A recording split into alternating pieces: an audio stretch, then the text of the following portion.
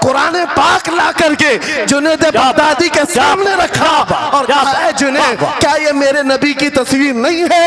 आंखें देखना हो तो पढ़ो, मा ज़ागल बसर हुआ मा तगा, चेहरा देखना हो तो पढ़ो, वद्दुहा वल्लैलि इज़ा सजा, हाथ देखना हो तो पढ़ो, वमा रमैत इज़ रमैत वलाकिन्नल्लाह रमा, अगर कदम देखना हो तो पढ़ो, ला उक़सिमु बिहादल बलद व अंत हिल्लुम बिहादल बलद, अगर सीना देखना हो तो पढ़ो, अलम नशरह लका सदरक व वदअना अन्का विज़रक, अगर इस नबी की गुफ्तार देखना हो पढ़ो, वमा यंतिकु अनिल हवा इन हुवा इल्ला वहयु यूहा, इस महबूब की अताएं देखना हो तो पढ़ो, इन्ना आतैना कल कौसर। नारे तकबीर। अगर पढ़ना है तो कंजुल ईमान से पढ़ा करो, जहां बरेली का इमाम ये भी बताएगा, कुरान पढ़ने वाला अपने नबी को ये नहीं कहेगा मेरा नबी मेरे जैसा था या उसका इल्म ऐसा था वैसा था, बल्कि बरेली का इमाम बताएगा कुरान पढ़ने वाला अपने नबी को यूं कहेगा,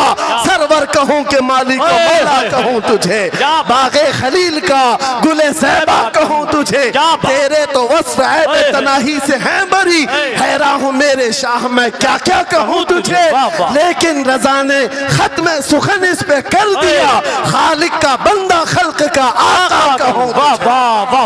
हमारा शिवा है पूरी दुनिया में कि सिर्फ और सिर्फ रसूल पाक की गुलाम कौम ऐसी है जो 1 मिनट में पूरा सन्नाटा तारी कर सकती है। किसी ने एक साहब से पूछा था, वेल ट्रेंड फौज जो होती है, चाहे वो अमेरिका की हो कि रशिया की हो कि जापान की हो, चाइना की हो, उनसे पूछा गया कि अगर 10,000 फौज को सफों में खड़ा करना हो और उनको रेडी करना हो तो आपको कितना टाइम लगेगा? किसी के बारे में कहा कि अमेरिकी फौज के लिए हमें 4 घंटे लग जाएंगे, हम तरतीब दे देंगे। रशियन फौज के लिए 3 घंटे लग जाएंगे, चाइनीज और एक्टिव हैं, 2 घंटे में अपनी थपें तरतीब कर लेंगे। उस मुसलमान दानिश्वर ने कहा, अल्लाह का करोड़ों एहसान है, 1 लाख से ज्यादा का मजमा होता है हरम काबा में भी और हरम रसूल में भी। इमाम सिर्फ 1 मिनट में कहता है सफ़ें दुरुस्त कर लो, किसी को डंडा मारने की जरूरत नहीं, सबकी सफ़ें खुद दुरुस्त होती है। ये कौम है जो अपनी सफ़ें खुद दुरुस्त करती है। मस्जिदों में, जुमा में, ईदगाह में जाकर कोई लकड़ी लेकर नहीं फिरता कि अपनी अपनी सफ़ें दुरुस्त कर लो। हर एक को इतना शऊर है कि अपनी सफ़ें कैसे दुरुस्त की जाती है। जब आपको अल्लाह ताला ने ये नेमत अता की है, मस्जिदों में सफ़ें दुरुस्त कर सकते हैं 1 मिनट के अंदर, ईदगाह में 1 मिनट में हमारी सब दुरुस्त हो सकती है। ऐ नौजवानों, दुनिया को ये बताओ, सिर्फ मस्जिद और ईदगाह नहीं, दुनिया के हर मैदान में हम अपनी सफ़ें दुरुस्त कर सकते हैं। सुभान अल्लाह। हर मैदान में हमारी सब दुरुस्त हो सकती है। ये अल्लाह की तरफ से दी हुई बहुत बड़ी नेमत है। बस अब मजमा जो खामोश है और मुतवज्जे है, अब मेरी बात को आगे मैं बढ़ाता हूँ, तवज्जो से सुने। कुरानी उलूम के मुताल्लिक आपके सामने चंद बातें रखूंगा, इसलिए कि मुझे कहा गया बड़ा पढ़ा लिखा मजमा है और मुसलमान के लिए पढ़ा लिखा होना बहुत लाजिम है, इसलिए कि जिहालत इस्लाम का अपोजिट है। जिहालत इस्लाम का अपोजिट है। आपको एक बात मैं बताऊं, जब भी कहा जाता है दौरे इस्लाम, यानी हुजूर सल्लल्लाहु अलैहि वसल्लम की आमद के बाद के हालात को दौरे इस्लाम कहते हैं, उससे पहले वाले ज़माने को दौरे जिहालत कहते हैं। जबकि इस्लाम का अपोजिट तो कुफ्र होना चाहिए, कुफ्र होना चाहिए। ये दौरे इस्लाम है और इससे पहले दौरे कुफ्र था। नहीं, दौरे इस्लाम से पहले वाले दौर को दौरे जिहालत कहते हैं, इसलिए कि बताना है इस्लाम और जिहालत 2 अपोजिट चीजें हैं, 2 अपोजिट चीजें हैं। जाहिल हो और मुसलमान हो, उसे ज़ेब नहीं देता। जिस कौम पर आने वाली किताब हिदायत का पहला लफ्ज इक़रा से शुरू होता है, इक़रा बिस्मि रब्बिकल्लज़ी खलक़, कुरान का पहला लफ्ज जो आया है वो किस नाम से आया? पढ़ो अपने रब के नाम से, पढ़ो अपने रब के नाम से। और इल्म नहीं है तो कुछ नहीं है तुम्हारे पास। इमाम गजाली तो फरमाते अन्नासु कुल्लुहुम मौता इल्लल उलमा, ये सारे इंसान मुर्दा हैं, जिंदा अगर कोई है तो इल्म वाला है, इल्म वाला जिंदा है। और जिहालत की तारीकियों में भटकने वाले की मिसाल ऐसी ही है जैसे अंधेरी कोठरी में बैठा हुआ है, कहीं रोशनी का आने का इंतजाम नहीं, उसके सामने हलवा रखो कि गोबर रखो, दोनों बराबर है। जाहिल आदमी के लिए ऐसा ही है, कभी उसका हाथ इसमें पड़ेगा, कभी उसका हाथ इसमें पड़ेगा। जब नजर नहीं आ रहा है तो हलवा को गोबर समझकर खा लेगा और कभी गोबर को हलवा समझ के खा लेगा, गलाजत उसके लिए बराबर हो जाएगी। लेकिन इल्म को कहा गया अल इल्मु नूरुन, इल्म रोशनी है। जिसके पास इल्म आता है वो तमीज सीख जाता है, उसके पास अखलाक आ जाते हैं, वो हलाल और हराम के फर्क को समझने लगता है, बुरे और अच्छे के दरमियान फर्क मालूम होने लगता है। इसीलिए मेरे अजीजों, मुझे बड़ा गर्व है और फख्र है, हमारी ही खानकाह से ये आवाज आती है, आधी रोटी खाएंगे और बच्चों को पढ़ाएंगे। बेशक क्यों? बेशक उस अजीम खानकाह से ये आवाज दी गई, क्यों? सिर्फ इसलिए नहीं कि तुम बड़े होकर के डॉक्टर बनोगे, इंजीनियर बनोगे। लोगों की नजर में अब बात यही रह गई, ये पढ़ा इसलिए जाता है कि डॉक्टर बनना, इंजीनियर बनना है और कमाना है, बहुत कमाना है। इल्म जो है आज कमर्शियल बना लिया गया। इल्म इसलिए नहीं, इल्म इसलिए हासिल किया जाता है कि बंदा खुदा को पहचाने, क्या बात, बेशक बंदा अपनी हकीकत को पहचाने, बेशक जिंदगी गुजारने के उस्लूब उसे मालूम हो जाए। इल्म इसलिए सिखाया जाता है। बहुत सारे लोग सिर्फ नौकरी के लिए समझते हैं कि इल्म हासिल करना चाहिए, नौकरी के लिए नहीं, अपने अखलाक को बुलंद करने के लिए इल्म आना बहुत जरूरी है। मेरे अजीजों, कुरान अज़ीम वो हिदायत की किताब तुम्हारे पास आई, इस कौम के लिए अलमिया नहीं है तो और क्या है, जो किताब उलूम का जखीरा है। आज दुनिया उस किताब पर रिसर्च कर करके नए इल्म व फनून हासिल कर रही है। उस किताब को तो हम मुर्दों पर पढ़ने के लिए रखे हैं। वो कुरान अज़ीम जो हिदायत की किताब और सारे उलूम का सर चश्मा है, उस किताब को कहाँ पढ़ते हैं? मैयतों पर। किसी का इंतकाल हो गया तो तीजे में पढ़ेंगे, चहलुम में पढ़ेंगे, नवे में, 20वें में पढ़ेंगे। वो ईसाले सवाब के लिए सिर्फ रखा गया। और उससे थोड़ा आगे बढ़ गए तो कसम खाने के लिए कुरान। आओ चलो हम कसम खाते कुरान पे हाथ रख करके, कुरान पे हाथ रख के। मियाँ क्या कुरान कसम खाने की किताब है? कुरान की वो आयत मैंने सबसे पहले पढ़ी, अल्लाह फरमाता ज़ालिकल किताबु ला रैब फीही, ये वो किताब है जिसमें शक की गुंजाइश नहीं, और ये हिदायत है परहेजगारों के लिए। और कुरान में 3 जगह ये लफ्ज आया है, हुदल लिन्नास, हुदल लिलमुमिनीन, हुदल लिलमुत्तकीन। ये सारे इंसानों के लिए भी हिदायत है, ये सारे ईमान वालों के लिए भी हिदायत है, और परहेजगारों के लिए भी हिदायत है। सब हिदायत अलग अलग अंदाज से हासिल करते हैं। बारिश एक ही है बरसने वाली, जमीनें अलग अलग हैं। बहुत नरम जमीन हो तो वो जमीन बारिश से फायदा ज्यादा उठाती है, और थोड़ी सी ओबड़ खाबड़ जमीन हो तो वहां से फायदा कम आता है। बारिश एक ही है, कुरान बारिश हिदायत है। जिसके दिल की जमीन जितनी नरम होगी उतना वो उससे हिदायत उठाएगा, सुभान अल्लाह, बेशक उतना उससे फायदा उठाएगा। और आज हालात ये हैं, ऐ नौजवानों अपने दिल पर हाथ रख करके बताओ, कुरान कितने लोगों ने पढ़ा है? कुरान कितने लोगों ने पढ़ा? मैं हाथ नहीं उठवाता, किसी भी बात पर हाथ मत उठाया करो, ना ही झूठे हाथ उठाना है, ना सच्चे हाथ उठाना है, ना ही किसी और को शर्मिंदा करना है।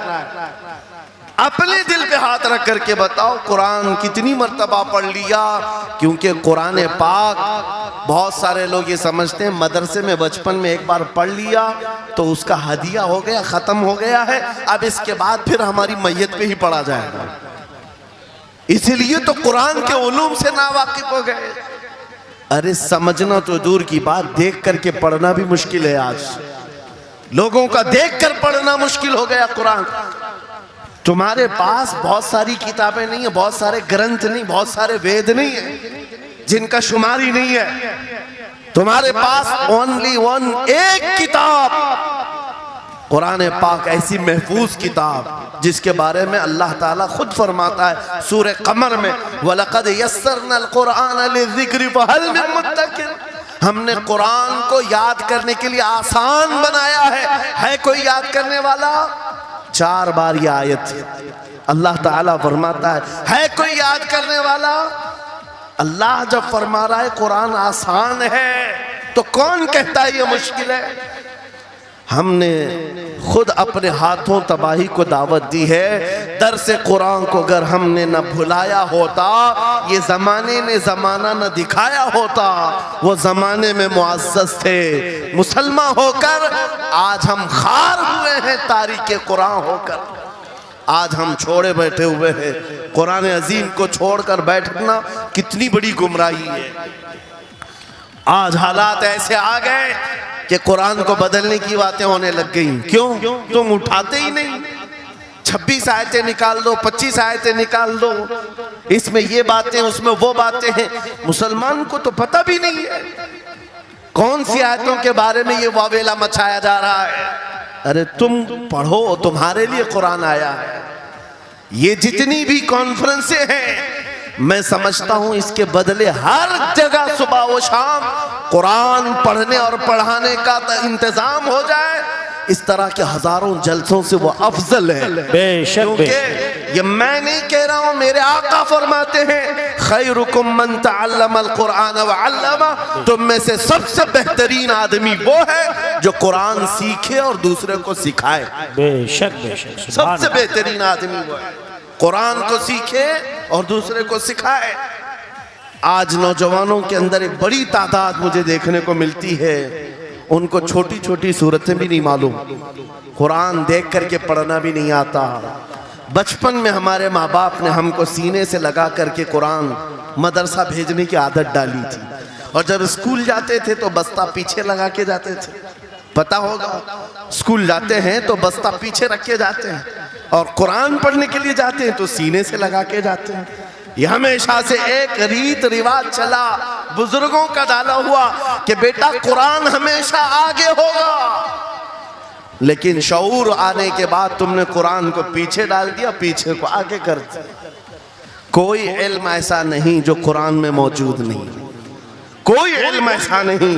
वला रतबिन वला याबिसिन इल्ला फी किताबिन मुबीन। मेरा मौला फरमाता है कोई खुश्की और तरी की बात ऐसी नहीं जो हमने कुरान में ना बयान की। वनज़्ज़लना अलैकल कुरान तिबयानन लिकुल्लि शै। रब फरमाता है हमने कुरान में हर चीज का वाज़ेह बयान उतारा है तुम पर। और सैयदना अब्दुल्लाह इब्न अब्बास मुफस्सिरीन के सरदार रसूल पाक सल्लल्लाहु तआला अलैहि वसल्लम के चचेरे भाई हजरत अब्दुल्लाह बिन अब्बास कहते हैं लौ ज़अली इक़ालु बईरिन लवजदतुहु फी किताबिल्लाह। कहते हैं अगर मेरे ऊंट की नकील की रस्सी भी गुम हो जाए मैं उसको किताबुल्लाह कुरान में ढूंढ लूंगा। क्या बात, वाह वाह वाह वाह, मैं उसको कुरान में ढूंढ लूंगा। उनके पास उलूम कुरान थे। और आप क्या समझते हैं कुरान में क्या नहीं है? साइंस की वो इजादात को अगर आप लेकर के बैठे, मैंने अपना पूरा बयान रिकॉर्ड किया है 2 साल कबल ही। यहाँ वक्त की किल्लत है, मैं आपके सामने अर्ज करता हूँ 16वीं सदी के बाद या 18वीं सदी के बाद साइंस की तरक्कियात ने अपना पैर जमाना शुरू किया है इस रुए जमीन पर। जबकि मेरे मुस्तफ़ा करीम सल्लल्लाहु तआला अलैहि वसल्लम की ज़ुबान अक़दस से निकले हुए कलमात जो कुरान में मौजूद हैं, उठाओ और मैं बताता हूँ हर चीज़ का इल्म कुरान में मौजूद है। जब कोई सोनोग्राफी का इंतज़ाम नहीं था, ना सिटी स्कैन हो सकता था, ना एक्सरे का कोई इल्म किसी के पास था, उस वक्त कुरान कह रहा है एम्ब्रियोलॉजी के बारे में।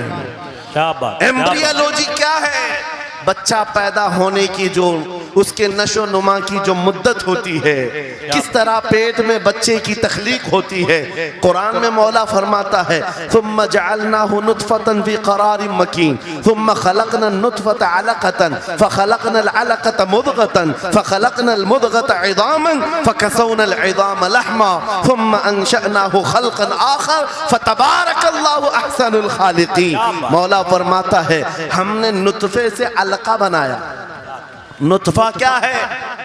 स्पर्म का वो एक कतरा जो मर्द के जरिए से औरत के रहम में जाता है, उसके बच्चे की थैली में जाता है, एक नुतफा, एक बूंद, जिसको नुतफा कहा गया है।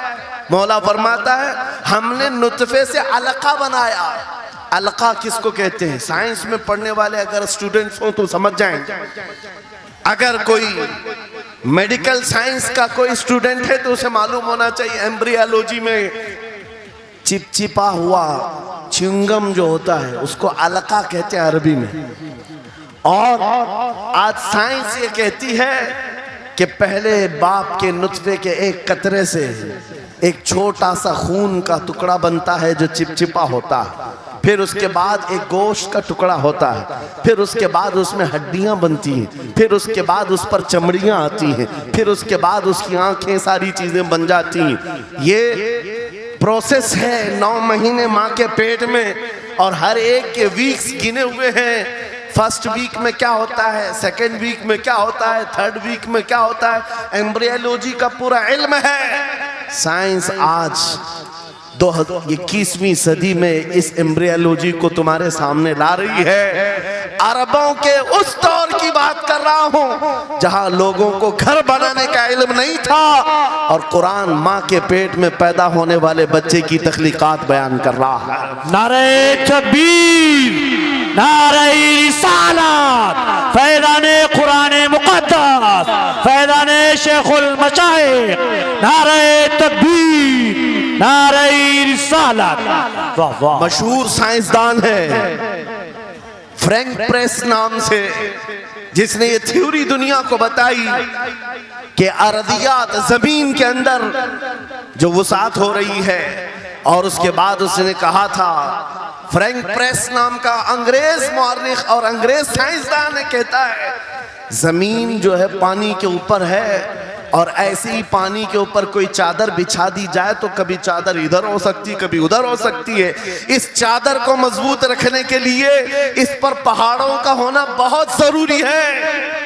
ये 19वीं सदी में फ्रैंक प्रेस कह रहा है, और मेरा मौला कुरान में फरमाता है, अल्लाह ताला फरमाता है वल जिबाल औतादा, हमने पहाड़ों को मेख बना करके जमीन पर गाड़ा। वाह वाह, बेशक कि जमीन को हिलने नहीं देते पहाड़। अर्दियात का इल्म, एस्ट्रोनॉमी के बारे में, एस्ट्रोलॉजी के बारे में कुरान में मौजूद उलूम आप पढ़ो। जूलॉजी के बारे में, जानवरों के उलूम के बारे में कुरान में पढ़ो।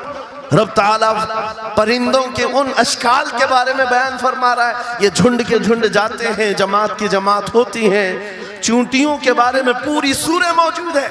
इनके खाना तकसीम करने का तरीका क्या है, इनके एक दूसरे को पुकारने का तरीका क्या है, इनमें जब एक चूंटी मर जाती है तो उसको दफनाने का तरीका क्या है, ये कौन बयान कर रहा है? ये कुरान बयान कर रहा है, कुरान पाक बयान कर रहा है।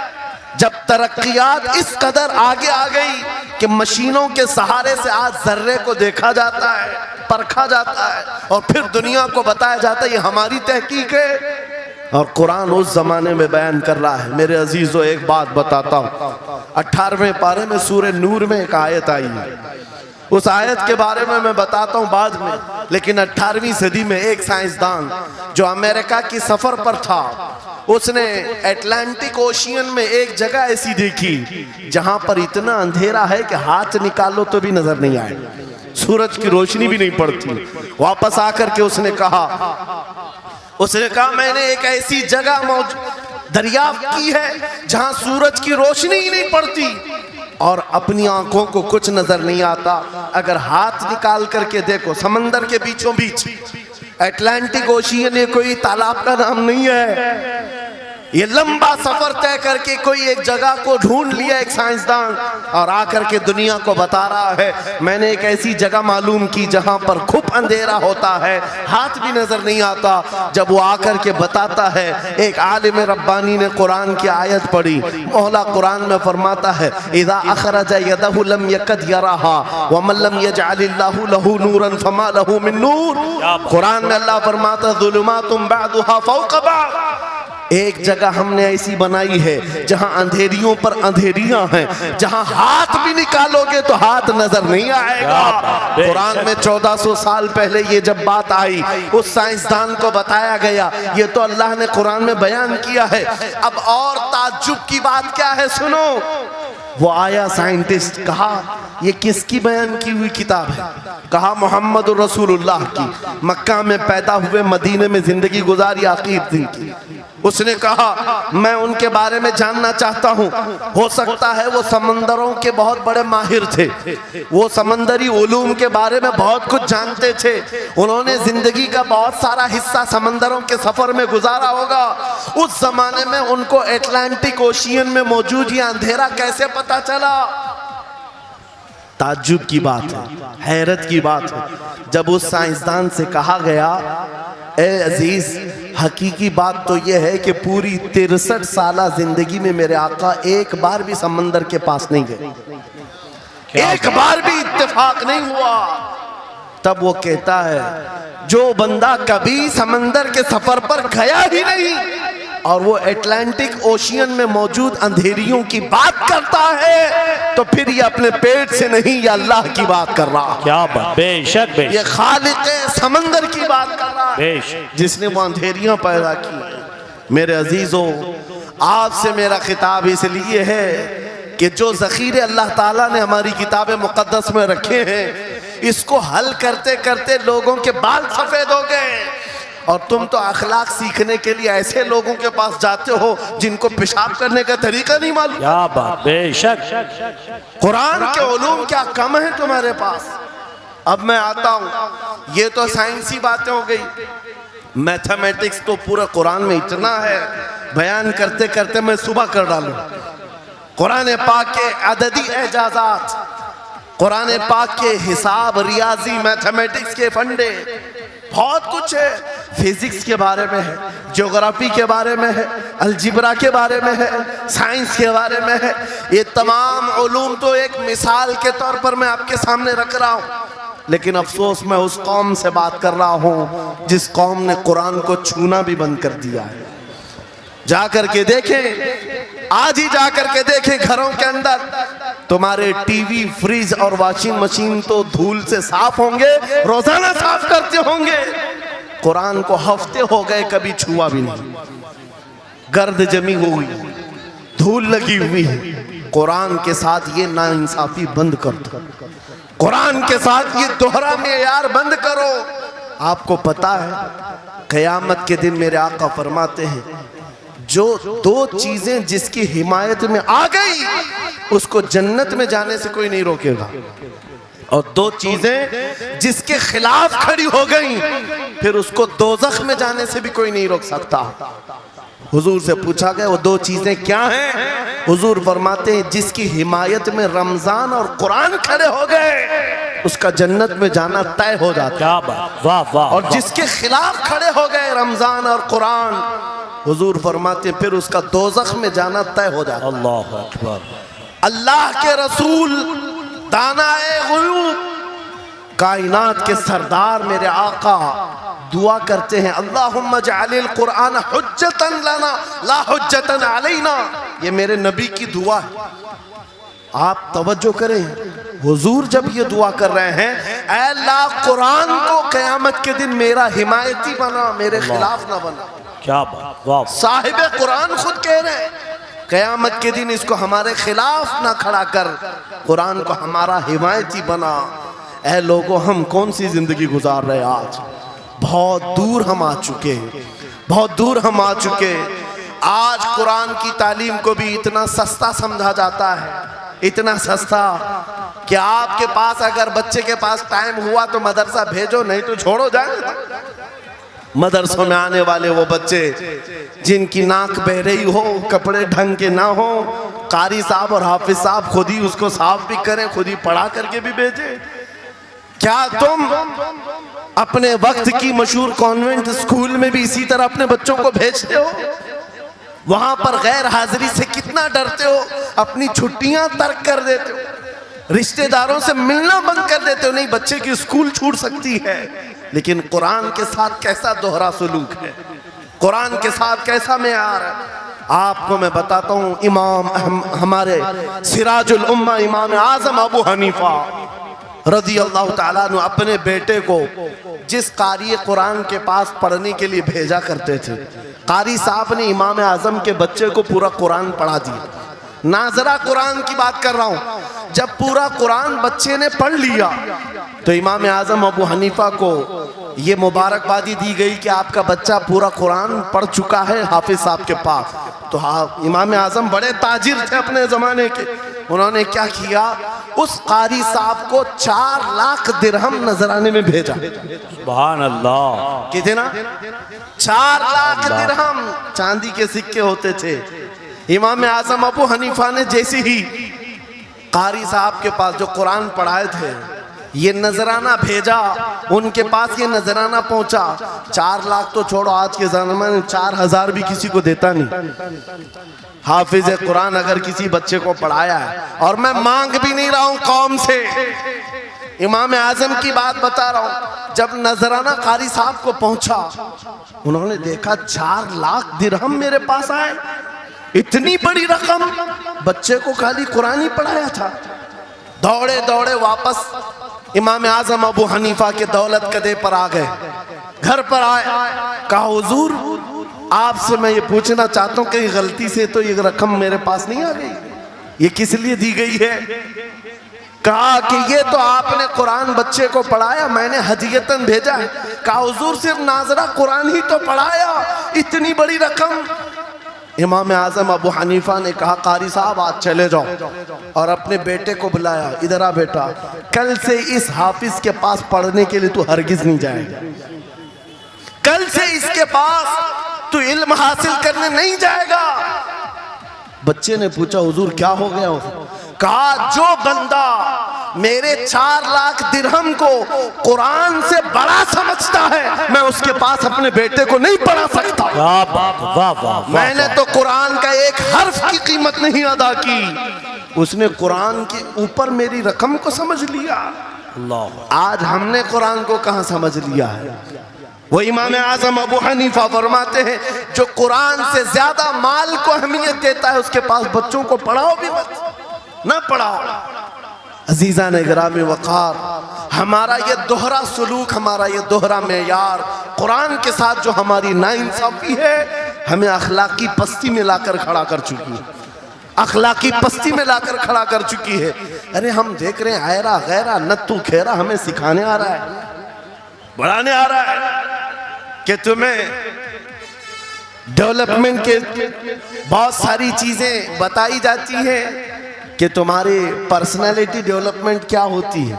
अलीगढ़ वाले तो नौजवान बहुत सारे जो स्टूडेंट्स हैं जानते होंगे, बीए कर लिया, एमए कर लिया, बीकॉम कर लिया, या कुछ भी कर लिया, डिग्री हासिल कर लिया। बड़ी बड़ी कंपनियां आज पूछती हैं कि इसके पास पर्सनालिटी डेवलपमेंट है या नहीं। ये क्या है पर्सनालिटी डेवलपमेंट? कुछ बड़े बड़े शहरों के नौजवान हमारे पास आए थे, कहा हम कोर्स कर रहे हैं। कहा मैंने पूछा इसमें होता क्या है? कहा इसमें सिखाया जाता है बैठना कैसा है, लोगों से मिलना कैसे है, खाने के लिए बैठे तो चम्मच कहाँ रखना है, बर्तन कहाँ रखना है, लोगों से हैंडशेक कैसे करना है, ये सारी चीज़ें सिखाई जाती हैं। मैं नौजवानों से पूछा कि अच्छा कितने महीने का? कहा कहीं 6 महीने का, कहीं साल भर का। कहा अफसोस है उस कौम पर जिसका रसूल आया था ये कहते हुए बुइस्तु लिउतम्मिम मकारिमल अखलाक, मैं सबसे बुलंद अखलाक सिखाने के लिए दुनिया में आया हूँ। उस रसूल की उम्मत आज ऐसे लोगों के पास अखलाक सीखने जा रही है जिसको हलाल और हराम की तमीज नहीं, जिसको खड़े होकर पेशाब करने में फख्र लगता हो, उसके पास तो ये अखलाक सीखने जा रहे हैं, पर्सनैलिटी डेवलपमेंट सीखने जा रहे हैं। और मैं तुम्हें बताता हूँ कुरानी अखलाक क्या है। मौला करीम ने अपने हबीब को जो बयान किया है, सूरे लुकमान उठाओ, बाप अपने बेटे को नसीहत क्या क्या करता है, अगर 3 आयतें भी पढ़ लो तुम्हारी जिंदगी सुधर जाएगी। लुकमान हकीम अपने बेटे से कहते हैं, या बुनय्या अक़िमिस सलात वअमुर बिल मारूफ वन्हा अनिल मुनकर वस्बिर अला मा असाबक। ऐ बेटा, नमाज पढ़ा कर, बुराइयों से बचा कर, अच्छाइयों की बात कर, जो मुसीबत आए उस पर सब्र कर। ये सिर्फ जुमले नहीं है, ये जुमले नहीं है। लुकमान हकीम ने अपने बेटे को जो डराया था, कुरान कहता है, या बुनय्या इन्नहा इन तकु मिस्काल हब्बतिन मिन खरदलिन फतकुन फी सखरतिन औ फी समाई औ फिल अर्दी याति बिहल्लाह। आज हर बाप को चाहिए कि ये नसीहत अपने बेटे को करे। क्या बात, हर बाप अपने बच्चे को ये बात बताए, सुनो क्या। लुकमान कहते हैं, बेटा बुराई अगर तूने कर लिया, ये मत समझना कि मैं रात के अंधेरे में छुप कर लिया। आज तुम्हारे हाथ में मोबाइल गुनाहों का अड्डा बन करके आया है। सिर्फ एक टच स्क्रीन पर सारी दुनिया तुम्हारे सामने नंगी नाचती हुई नजर आती है। कितने नौजवानों ने अपने अखलाक का कत्ल कर लिया है, उनकी आंखें हया से नापाक हो गई हैं। कितने लोगों ने अपना नूर ईमान बेच दिया मोबाइल की स्क्रीन पर चलने वाली इन बेहया तस्वीरों पर। कितने तो फरेफ्ता हो गए, कितने जवानी बर्बाद कर चुके। तुम क्या समझते हो? मेरे अजीजों, एक जवान ने मुझे बताया था, रात के वक्त मैं तन्हा मोबाइल लेकर बैठा था, अचानक पर्दा हिला तो डर लगा, जल्दी से स्क्रीन ऑफ किया, बैठा। मुझे लगा माँ आई होगी, बाप आया हो, कोई आया होगा, लेकिन कोई नहीं। पर्दा हिला, एक बिल्ली आई थी, इससे भी डर लग गया। मैंने कहा, पर्दे के हिलने से इतना डर है कि कोई आ जाए, तेरा ईमान कहाँ गया? वो मौला कहता है, यअलमु खाइनतल अयुनि व मा तुख्फी सुदूर। वो रब तुम्हारे दिलों में गुजरने वाले हालात को भी देख रहा है, बेशक तुम्हारी आंखों की खयानत को भी वो देख रहा है। जब तुम्हारा यकीन ही खत्म हो गया तो क्या करोगे? इसीलिए अरबी का मशहूर मकौला है, इज़ा लम तस्तही फफ़अल मा शिअत वस्ना मा शिअत। जब तुम्हारे अंदर से हया निकल जाए तो जो चाहे करो, जो चाहे कर लो। आज लुकमान हकीम की वो बात मैं पेश कर रहा था, आयत मुकम्मल करता हूँ। बाप अपने बेटे से कहता है, अगर बुराई कर लिया तूने, अगर बेहयाई हो गई, ये मत समझ के बहुत छुप करके किया। आज से 4000 साल पहले लुकमान हकीम कह रहे हैं अपने बेटे से, अगर बुराई तो आसमानों में जाकर करेगा, या पहाड़ के अंदर घुस कर करे, या जमीन के अंदर जाकर करे, कहीं पर भी कर ले। जबकि ये तीनों चीजें उनके जमाने में नहीं थी। न पहाड़ों के अंदर जाकर के करने का तसव्वुर, न जमीनों के अंदर जाने का, न आसमानों में उड़ने का तसव्वुर। ये सब आज के दौर में मुमकिन है। और लुकमान हकीम कहते हैं, अगर तू इन सब जगहों पर जाकर कहीं पर भी करेगा, याति बिहल्लाह, अल्लाह वो तेरे सामने लेके आएगा। बेशक फमन यअमल मिस्काल ज़र्रतिन खैरन यरा वमन यअमल मिस्काल ज़र्रतिन शर्रन यरा। तुम अगर राई के दाने के बराबर भी नेकी करो, अल्लाह वो तुम्हें दिखाएगा। राई के दाने के बराबर भी बुराई करो, अल्लाह तुम्हें दिखाएगा। अखलाक सीखने के लिए दूसरी जगह जाते हो, अगर ये फार्मूला किसी को याद हो जाए, मैं कहता हूँ सारे सीसीटीवी कैमरे बंद हो जाए। इस बंदे को कोई बहका नहीं सकता, जिसके दिल में सिर्फ इतना ख्याल है कि मेरा मौला मुझे देख रहा है, बेशक बेशक मेरा रब मुझे देख रहा है। उसकी निगरानी के लिए किसी कैमरे की जरूरत नहीं, किसी सीसीटीवी की जरूरत नहीं। अजीजा ने गिरामी वक़ार, बच्चों के दिलों में अखलाक बाद में आएंगे, अल्लाह का खौफ उनके दिल में डालो। अल्लाह देख रहा है, एक दिन तुम्हें हाजिर होना है, सब लाया जाएगा, सब लाया जाएगा। जो कुछ किया था, जो कुछ कहा था, सब लाया जाएगा। लुकमान हकीम ने अपने बेटे को अखलाक सिखाया। क्या सिखाया? वक़्सिद फी मशीका वग़दुद मिन सौतिका इन अनकरल अस्वाति लसौतुल हमीर। चलना हो तो मियाना अंदाज में चलो, ऐसे नहीं कि अकड़ कर चलना है या छुप कर चलना है। एतदाल के साथ चलो और आवाज को नरम रखा करो। बेशक कुरान कहता है सबसे बुरी आवाज गधे की आवाज है। लोग आज चिल्लाते हैं, एक दूसरे को ठट्टे मारते रहते हैं, ये महफिलों के आदाब भी नहीं, ना ही तुम्हारे अखलाक हैं। इसीलिए शेख सादी ने फरमाया है, तामर्द सुखन न गुफ्ता बाशद ऐबो हुनरश न हुफ्ता बाशद। जब तक आदमी बात नहीं करता उसकी अच्छाइयां भी मालूम नहीं होती, उसकी बुराइयां भी नहीं मालूम होती। बेशक जब बात करता है तो पता चल जाता है इसके अखलाक कैसे। बात करता है तो समझ में आ जाता है कौन सी कैटेगरी का है। इसीलिए अपनी जुबान को ऐसी रखो कि दुनिया तुम्हें आला नस्ल का समझ सके। बात करो तो तमीज के साथ, चीख पुकार करना, एक दूसरे को इस तरह से बात करना नौजवानों में आज आम हो गया। कुरान कहता है अपनी आवाजों को पस्त करो। एक और बात रब फरमाता है, वला तुसइर खद्दक लिन्नास, लोगों को से मुंह मोड़ करके बात मत करना। सामने तुम्हारे कोई खड़ा है और तुम इधर घूम करके बात कर रहे हो। ये आज फैशन हो गया है, पीछे पलट करके बात करना, इधर देख करके उसको बात करना। लोग ये समझते हैं फैशन है। मेरा मौला फरमा रहा है ये अखलाक से गिरी हुई हालत है। जब बात करो तो आमने सामने, लोगों से मुंह टेढ़ा करके बात ना करना। ये अखलाक कौन सिखा रहा है? ये कुरान अजीम है। तुम पर्सनालिटी डेवलपमेंट सीखने की बात कर रहे हो, तालीमात इस्लाम को छोड़कर क्या पर्सनालिटी डेवलपमेंट हासिल कर पाओ? तुम्हारे पास सब कुछ है लेकिन सीखना नहीं चाहते।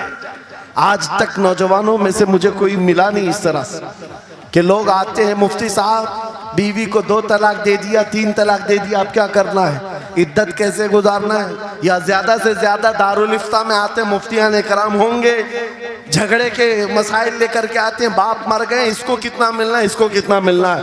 अरे जिंदगी गुजर गई, कभी आ करके ये क्यों नहीं पूछा मेरे घर में मंगनी हो रही है, शादी हो रही, ये बताएं मेरे मुस्तफा ने कैसे शादी की? क्या बात है, क्या बात, बेशक। ये क्यों नहीं पूछा? मैं बीमार हो गया हूं, मुझे बताएं रसूलुल्लाह ने बीमारी के आलम में क्या कहने का हुक्म दिया? क्या बात। अगर तलब हो मेरे नबी के पीछे चलने की तो बंदा ढूंढ ढूंढ कर चलेगा, बेशक ढूंढ ढूंढ कर चलेगा, बेशक। हजरत इमाम अबू यूसुफ के बारे में और बाद ने इमाम अहमद बिन हम्बल के बारे में कहा कि आपने कलिंगड़ खाने का बहुत शौक था। तरबूज, आप तरबूज कहते हैं? हाँ, हमारे यहाँ मुंबई में इसको कलिंगड़ कहते। और उन्होंने ये कहा कि ये सुन्नत भी है। मुझे रिवायत मिली है कि हुजूर ने भी खाया लेकिन जिंदगी भर खाए नहीं। मुरीदीन ने पूछा कि हुजूर जब सुन्नत भी है और आपको शौक भी है, खाते क्यों नहीं? कहते हैं अब तक मैं वो तरीका ढूंढ रहा हूं कि मेरे नबी ने कितने टुकड़े करके खाए। अल्लाह अकबर, अल्लाह अकबर, वाह वाह। मुझे वो जो तरीका चाहिए। हुजूर के पीछे चलने वाला ढूंढ ढूंढ करके अमल करता है। और आज हमने जिंदगियां ऐसी बनाई हुई हैं कि लगता है दारुल इफ्ता, मुफ्ती और उलमा सिर्फ तलाक के लिए हैं। ये इद्दत के मसले पूछने के लिए, विरासत के मसले पूछने के लिए। अरे हमें भी काम दो, हम ढूंढ ढूंढ कर तुम्हें बताएं मेरे नबी चलते कैसे थे, मेरे नबी बात कैसे करते थे, लोगों से मुसाफा कैसे करते थे, लोगों के सामने आते तो कपड़े कैसे पहनते थे, मेरे नबी की नमाजें कैसी थी, हुजूर जब दस्तरखान पर बैठते कहां से शुरू करते कहां से खत्म करते। इस काम पर भी तो उलमा को लगाया करते ताकि तुम्हें पता चलता मुझे कहीं और से अखलाक सीखने की जरूरत नहीं, दुनिया के सारे अखलाक मेरे नबी के कदमों में मौजूद है। नारे तकबीर, नारे रिसालत, फैज़ाने खानकाए बरकत, फैज़ाने खानकाए बरकत, शेरे रज़ा, शेरे रज़ा, फैज़ाने शेखुल मशाइख, नारे तकबीर, नारे रिसालत। वाह वाह। दर्से कुरान को अगर हमने ना भुलाया होता, ये जमाने ने जमाना ना दिखाया होता। इको बंद कर दो, इको। कुरान पाक के सिलसिले में मुझे बयान करने का हुक्म दिया गया, बस मैं वही बातें कर रहा हूँ।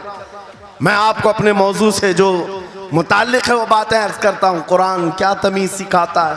आज घर घर के अंदर जो एक बहुत बड़ी बला आई हुई है, हर तीसरा चौथा घर ये शिकायत लेकर के आता है बेटा हाथ से निकल गया, बेटी हाथ से निकल गई। माँ बाप इस बात के लिए रोज परेशान है, बेटा हाथ में नहीं आता, बेटी हाथ में नहीं आती।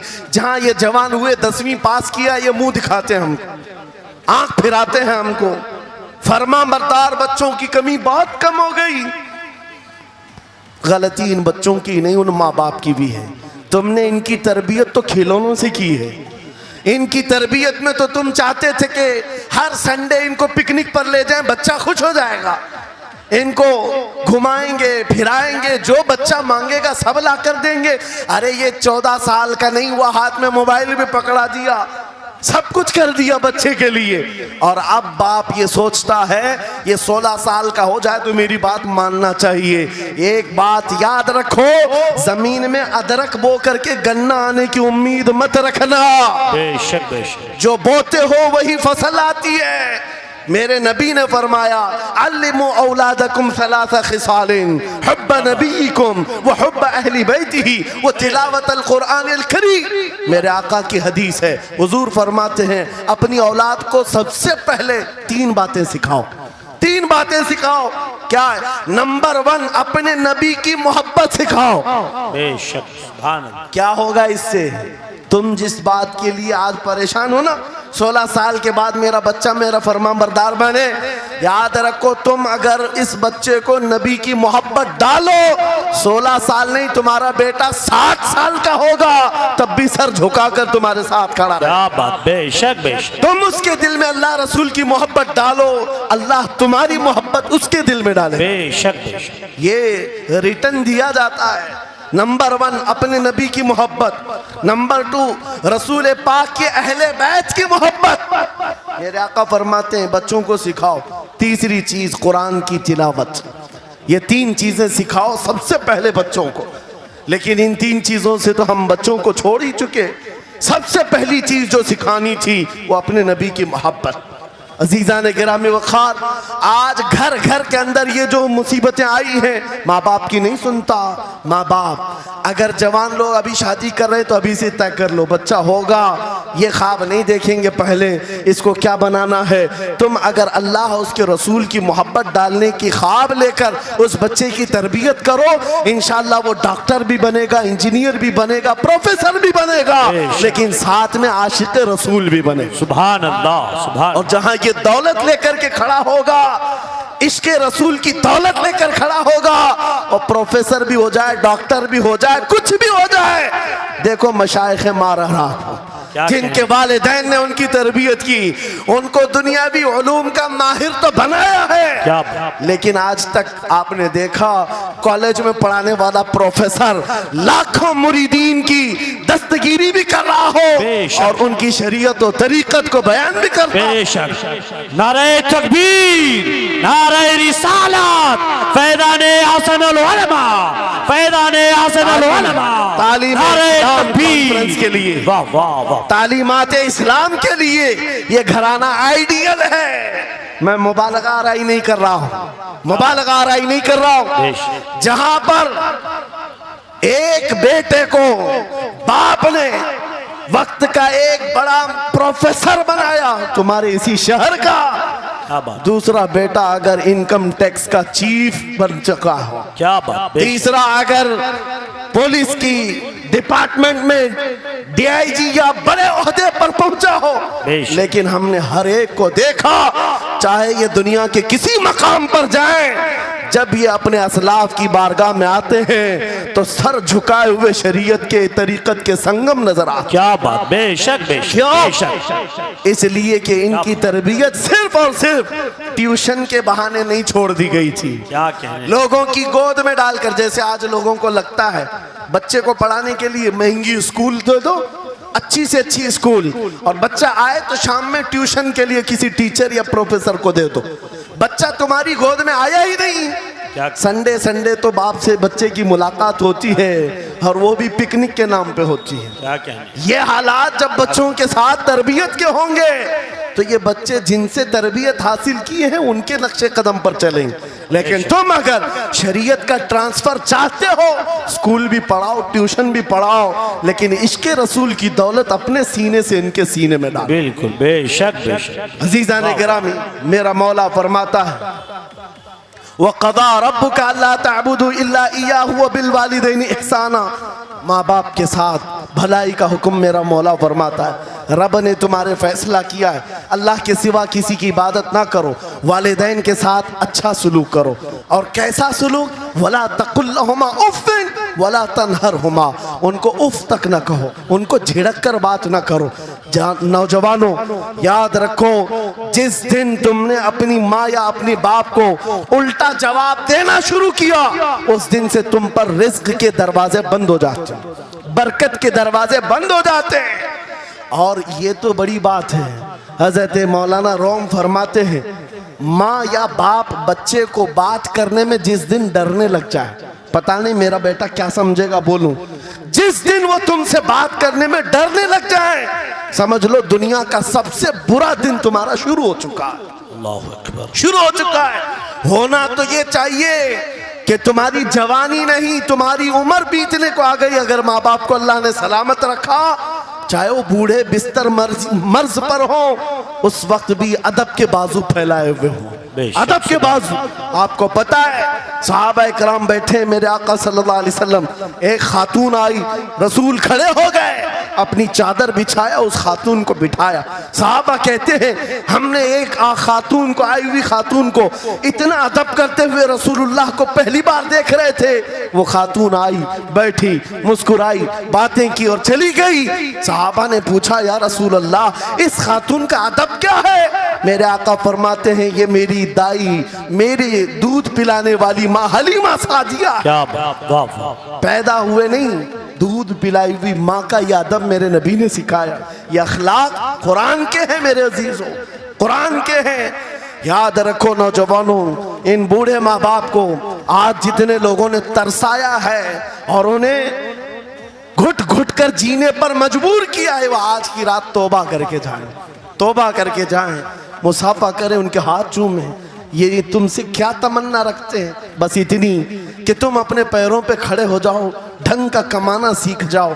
नौजवान को इनका डांटना बुरा लगने लगता है, माँ बार बार चिल्लाती है, बाप बार बार डांटता है, घर छोड़कर भाग गया, फिर उसके बाद याद रखो अल्लाह ताला ऐसे जूतों पर तुम्हें डाल देता है जो तुम्हारी हैसियत के भी नहीं होते, कमतर लोग तुम्हें हाँकते रहते हैं। इससे बेहतर है हमें पैदा की हुई माँ, हमें दूध पिलाई हुई माँ अगर डांटती है, कोसती है, मारती है, ये नेमत है। बेशक। एक नौजवान के बारे में मैं अक्सर कहा करता, हमारे साउथ का था, बड़ा बिगड़ा हुआ, माँ मेरे पास आई थी, कह रही थी इसको समझा ले, मैं बेवा हूँ, मैं बेवा हूँ, इसका बाप बचपन में मर गया, ये बच्चा 2 साल का था, मेरा शोहर मर गया, मैं घरों की पतीलियां मांझ मांझ करके इस बच्चे को बड़ा की हूं, लेकिन आज ये औबाश बन गया है। बदमाशों की दोस्ती। मैंने उस नौजवान को बुलाया था, अपने करीब किया, समझाया, अल्लाह ने उसको समझ दे दी। वो लड़का थोड़ा बहुत सीधे रास्ते पर आया और बेंगलुरु गया था कमाने के लिए। मैंने कहा नौकरी कर, तेरी माँ कुछ नहीं चाहती, वो जिंदगी तो गुजार चुकी, अपने हाथों से कमाई है, बस ये चाहती है कि तेरी कमाई का एक लुकमा खा ले। ऐ नौजवान, क्या अपनी माँ को इतना भी सुख नहीं देना चाहता? गया था कमाने के लिए।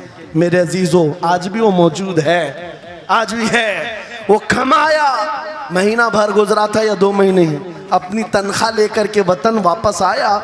अपने घर के पास जिस दिन वो पहुंचा था, घर के बाहर बहुत भीड़ जमी थी। लोगों से पूछा उसने तो पता चला उसकी माँ आज ही सुबह इंतकाल की। अल्लाहु अकबर। वो पैसों की गड्डी ला करके जो कमाया था 1 महीने 2 महीने की तनख्वाह माँ के कदमों में रख दिया। बहुत रोया। ये बात मैं तकरीरों में इसलिए कहता हूँ, उसने कई बार कहा मुफ्ती साहब नौजवानों को सिर्फ इतनी बात कहें, मैं इस अजाब में रोज मरता हूँ, मेरी माँ जिंदगी भर लोगों के जूठे मांझ करके मुझे खिलाती रही और मैं एक लुकमा मेरी माँ को खिला ना सका। जिस दिन मैं लाया था पैसे, ये तो दुनिया से चल पड़ी। मुझे आज रोज इस बात का गम सताता है। आप नौजवानों से खिताब करते हैं, कम से कम इनसे कह दें कि तुम्हारे माँ बाप जिंदा हैं, होश में आ जाओ, अपने हाथों से उनको खिला तो सको, उनके हाथ पकड़कर चला तो सको, इसलिए कि दुनिया की अजीम नेमत है। जिसका बाप जिंदा है, जिसकी माँ जिंदा है, उसके हक में वो दुआ कर लें। मेरे आका फरमाते हैं नबियों की दुआ उम्मत के बराबर जो होती है वो बाप की दुआ बेटे के बराबर होती है। आज मैं गुफ्तगू समेटता हूँ, ख़त्म कर देता हूँ, इसलिए कि अखलाक इस्लाम बहुत वसी मौजू है, बहुत वसी मौजू है। लेकिन आपके लिए सिर्फ इतनी बात काफ़ी है कि कुरान को छोड़ करके अगर दूसरी जगह सीखने जाओगे तो मारे मारे फिरोगे। आज वापस आ जाओ उसी कुरान पर जिसको मेरे आका ने हमारे उरूज का जरिया बनाया है, हमारी तरक्की का रास्ता बनाया है। जानते हो जब दुनिया के पास पार्लियामेंट नहीं थी, चलाने के लिए उसूल नहीं थे, पूरी दुनिया को कुरान ने उसूल बताए हैं, कानून बताए हैं। इस एक कुरान से फ़िक़्ह हनफी मिला, फ़िक़्ह शाफ़ई मिला, फ़िक़्ह हम्बली मिला, फ़िक़्ह मालिकी मिला। ये तो 4 मैंने नमूने बताए, 1 2 नहीं 18 फ़िक़्ह की तदवीना पूरी दुनिया में मौजूद है। इस कुरान पर लिखी जाने वाली तफसीरों की तादाद पूरी दुनिया की किताबों से सबसे ज्यादा है। 700 तफसीरों के नाम मेरे पास मौजूद है, हर तरह से अलग अलग तफसीर की गई है, दुनिया की मुख्तलिफ जुबानों में इसके तर्जुमे किए गए। वो एक कुरान ऐसा है जो आज भी बबांगे दुहल पूरी दुनिया को चैलेंज कर रहा है। अगर तुम अल्लाह की बात को झूठा मानते हो, कुरान की तरह एक आयत ला करके बता दो, एक सूरत ला करके बना दो।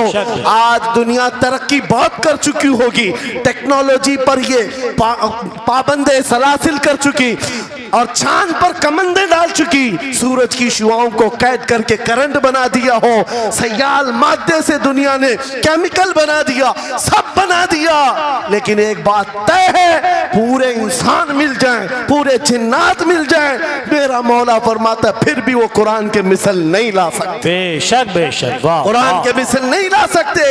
ये मौजज़ा तुम्हारे पास है, ये मौजज़ा तुम्हारे पास है। दुनिया के पास ये दौलत नहीं, उठो वगरना हश्र न होगा फिर कभी, दौड़ो के जमाना चाल अपनी चल गया। मेरे अजीजों आखिरी बात, ये सारे उलूम तो कुरान में हैं, अखलाक भी कुरान में है, तिजारत के उसूल भी हैं, शादीशुदा जिंदगी के उसूल भी हैं, माँ बाप के साथ हुस्न सलूक भी है, बच्चों की तरबियत भी है, पड़ोसियों से मामलात भी हैं, उस्ताद और शागिर्द के हुकूक भी बयान किए गए हैं। ये सारे फील्ड अपनी जगह पर, लेकिन कुरान का जो गाज़ा है, कुरान की जो रूह है, कुरान का जो खालिस शहद है, वो क्या है? कुरान पढ़ने वाले को सबसे बड़ी दौलत अगर कोई मिलती है तो अपने नबी से बेइंतहा इश्क करने की दौलत मिलती है। आगाज से आखिर तक कुरान है नाते मुस्तफ़ा, महबूब के बयान का कैसा अनोखा ढंग है। जुनैद बगदादी के जमाने में एक आर्टिस्ट आया था, एक मुसव्विर, लोगों की मुंह बोली तस्वीर खींचता था। अगर कोई आता अपनी महबूबा के बारे में कहता, उसकी आंखें ऐसी, उसकी नाक ऐसी, उसकी भवें ऐसी, उसकी पेशानियां ऐसी, वो उसी तरह से तस्वीर निकालता था। आर्टिस्ट था और लोगों की कतारें लगी थी अपने अपने महबूबाओं की तस्वीरें निकालने के लिए, इसलिए कि आपकी तरह मोबाइल उस जमाने में नहीं थे जो हर घड़ी खींच लिया करें। वो जुनैद बगदादी का दौर, आर्टिस्ट तस्वीर निकालता था। जब ये बात पता चली, हजरत जुनैद बगदादी भी उस मुसव्विर के घर चले गए, लाइन में खड़े हो गए। जब आपका नंबर आया तो उस मुसव्विर ने पूछा, मौलाना आपका क्या काम है? वक्त के सैयदुत ताइफा का मैंने सुना है तू लोगों के महबूबाओं की तस्वीरें खूबहू खींच कर देता है, मैं चाहता हूं मेरे भी महबूब की तस्वीर खींचो। वाह वाह। तो उसने कहा बताओ, कलम लिया बैठा, बताइए आपके महबूब का हुलिया क्या है?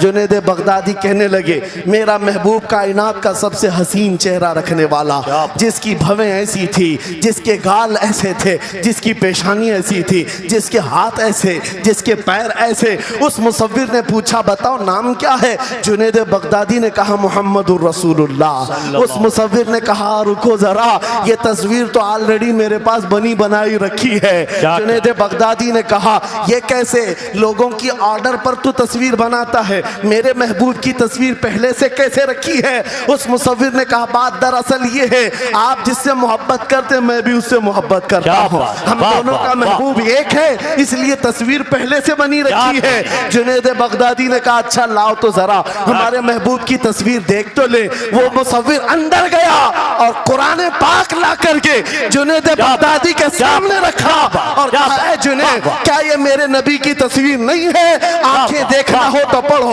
मा ज़ागल बसर व मा तगा, चेहरा देखना हो तो पढ़ो, वद्दुहा वल्लैलि इज़ा सजा, हाथ देखना हो तो पढ़ो, वमा रमैत इज़ रमैत वलाकिन्नल्लाह रमा, अगर कदम देखना हो तो पढ़ो, ला उक़सिमु बिहादल बलद व अंत हिल्लुम बिहादल बलद, अगर सीना देखना हो तो पढ़ो, अलम नशरह लक सदरक व वदअना अन्का विज़रक, अगर इस नबी की गुफ्तार देखना हो पढ़ो, वमा यंतिकु अनिल हवा इन हुवा इल्ला वहयु यूहा, इस महबूब की अताएं देखना हो तो पढ़ो, इन्ना आतैना कल कौसर। बाबा नारे तकबीर, नारे रिसालत, फैज़ाने कुरान मुक़द्दस, फैज़ाने कुरान मुक़द्दस, फैज़ाने खानक़ाह इमारत,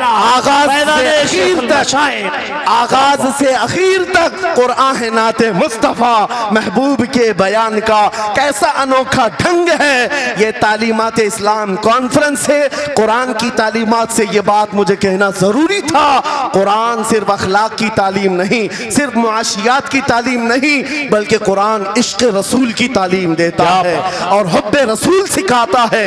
इसलिए हम उसी हुब्बे रसूल के साथ इस जलसे का इख्तिताम करते हैं। उस कुरान की तालीम ऐरे गैरे से भी नहीं हासिल करना, बुझे हुए दिल से भी नहीं लेना, अंधे लोगों से भी मत पढ़ना जो कुरान तो पढ़ा देंगे कुल हु अल्लाहु अहद, लेकिन बाद में ये नहीं बताएंगे किस पर उतरा था। कुरान अगर पढ़ना है तो कंजुल ईमान से पढ़ा करो, जहां बरेली का इमाम ये भी बताएगा, कुरान पढ़ने वाला अपने नबी को ये नहीं कहेगा मेरा नबी मेरे जैसा था या उसका इल्म ऐसा था वैसा था, बल्कि बरेली का इमाम बताएगा कुरान पढ़ने वाला अपने नबी को यूं कहेगा, सरवर कहूं के मालिक को मौला कहूं तुझे, बागे खलील का गुले ज़ैबा कहूं तुझे, तेरे तो वस्फ ऐब तनाही से हैं बरी, हैरान हूं मेरे शाह मैं क्या क्या कहूं तुझे। लेकिन रज़ा ने खत्म सुखन इस पे कर दिया, खालिक का बंदा खल्क का आका कहूं।